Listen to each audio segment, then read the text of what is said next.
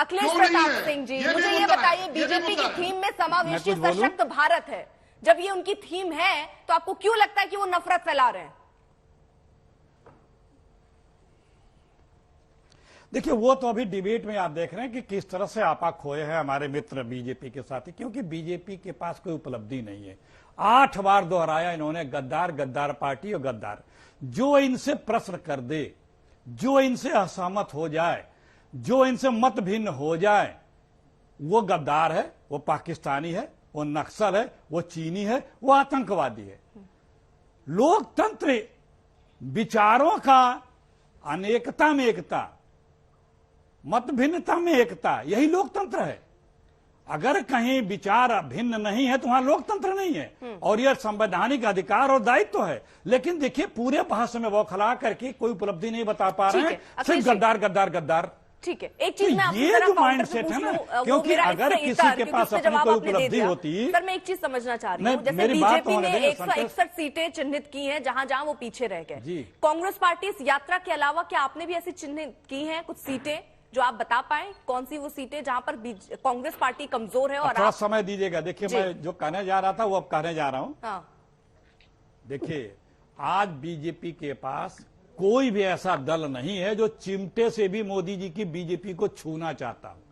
जो इनके traditional Allianz थे, उन्होंने भी इनका साथ छोड़ दिया, क्योंकि वो सबको ये मारना चाहते थे।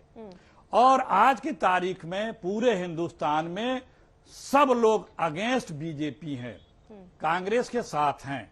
हम लोग साथ कैसा है? मत भिन्न हैं। सवाल अखिलेश जी यही हमारे विपक्ष के साथ ही, लेकिन मन भिन्न कोई नहीं है। पत्ते नहीं खोल रहे हैं। अरे मैं आपको सवाल ही आ रहा है, प्लीज आने दीजिए ना, गठबंधन में बात नहीं आने आने वाली दीजिए है। भाई। सर, ये आप कह रहे हैं ना, चलिए उनके साथ नहीं, लेकिन आपके साथ भी तो नहीं है सर। सुनती नहीं बात को। चक्कर ये कि थोड़ा धैर्य से सुनेंगे तब समझ में आएगा। मैंने कहा हम लोग मत भिन्न हैं, मन भिन्न नहीं है। वो बीजेपी के साथ नहीं है, लेकिन हमारे साथ हैं। शुभकामनाएं दे रहे हैं, सब कुछ दे रहे हैं। जो व्यक्ति या जो लोग यात्रा में चले जा रहे हैं, उनके घर तो सुबह सीबीआई और ईडी पहुंच जा रही है। शुभकामनाओं से सरकार बना लीजिएगा क्या? BJP 150 seat Modi ji. सुनिए, अरे यार, बड़ी समस्या है। थोड़ा सुन लेंगे तो सब सवाल का जवाब मिलेगा। मैं एक ही बार में सब सुन लेता हूं। और पिताजी, बीजेपी 150 से अधिक सीट नहीं पाने वाली है, क्योंकि सब जगह बीजेपी अपने मैक्सिमम पे है। अब उसे घटना है, सिमटना है, और कहीं कुछ नहीं है बीजेपी का। सवाल पूछिए, वही जवाब देना है, फिर कहना है सुना नहीं जाता। सर, वो नहीं सुनना है जो आप सुनाना चाह रहे हैं। मेरे एक सवाल है, उनका जवाब सुनना चाह रही हूँ, जिसपे जवाब आपके पास भी नहीं है, बीजेपी भी नहीं दे रही है। अभी जब वो नहीं दे रहे थे तो आप कह रहे हैं कि देखिए वो जवाब नहीं दे रहे हैं, भाग रहे हैं। अब आप क्या कर रहे हैं सर? स्पेसिफिक सवाल है, मैं आपसे पूछ रही हूँ, केजरीवाल और केसीआर को श्रीनगर में क्यों नहीं बुलाया? हम अरे मैं सबको क्यों बुलाऊं? अभी तक जितने लोग को बुलाया है, सब साथ नहीं है ना। आप उनको नहीं बुलाया। ये हमारा कोई राजनीतिक, अब बात आने देना सर, हमारा ये कोई राजनीतिक गठबंधन की रैली नहीं है। अब सुनिए, फिर वही बात। ठीक है, सुन लेंगे। प्रकाश जी, आपका जल्दी से आखिरी कमेंट भी लेना चाहूंगी। अर्पिता जी, अब ये हमारा राजनीतिक गठबंधन यात्रा नहीं है। ये हमारा राजनीतिक गठबंधन यात्रा नहीं है, ये गैर राजनीतिक यात्रा है। अखिलेश जी, आपकी आवाज नहीं आ रही है। आशुतोष वर्मा जी। अर्पिता जी, देश एक बहुत महत्वपूर्ण घड़ी से गुजर रहा है, जहां विपक्ष की राजनीति एकजुट होने इसलिए जा रही है क्योंकि देश की लोकतांत्रिक व्यवस्था में लोकतांत्रिक मूल्यों की लगातार हत्या हुई है। पॉइंट 1, इतनी भीषण बेरोजगारी और महंगाई देश ने पहले कभी नहीं देखा।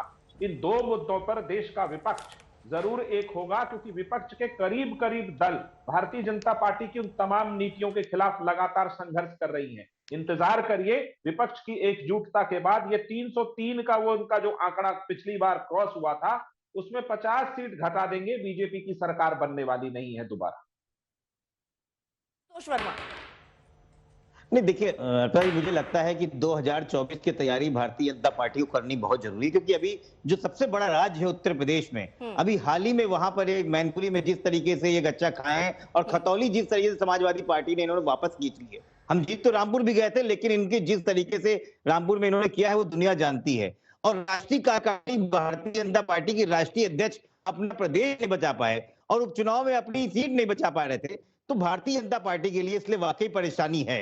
और आज की डेट में जिस तरीके से विपक्ष एकजुट हो रहा अब है, एक रिएक्शन लेना चाहूंगी। ठीक है आशुतोष जी, बचाने वक्त की के थोड़ी लिए कमी है। संगीत हम जी सबको जल्दी एक बात साथ में अड़ना पड़ रहा ठीक है संगीत जी। देखिए, अखिलेश जी ने कहा, मैं उनको बताना चाहता हूं कि जो 39th amendment of the constitution हुआ था, 40वां और 42वां संविधान संशोधन, वो सब तो लोकतंत्र को मारने के लिए ही किया गया था साहब। ऐसी दुर्दशा तो इस देश ने कभी नहीं देखी थी। सबको कहा जाता है इस देश का चाहे जो कुछ भी है, कम और बेश लोकतंत्र जिंदा रहा है। एक ही बार इस देश के लोकतंत्र को मारा गया और पूरी तरीके से मारा गया, लंगड़ा करने की कोशिश की, और वो श्रीमती गांधी के साल में थी, वो कांग्रेस पार्टी की सरकार थी। यहाँ तो कोई फिल्म बन जाती थी, कोई गायक कुछ गा देता था, उसके खिलाफ उसको सेंसर बोर्ड में से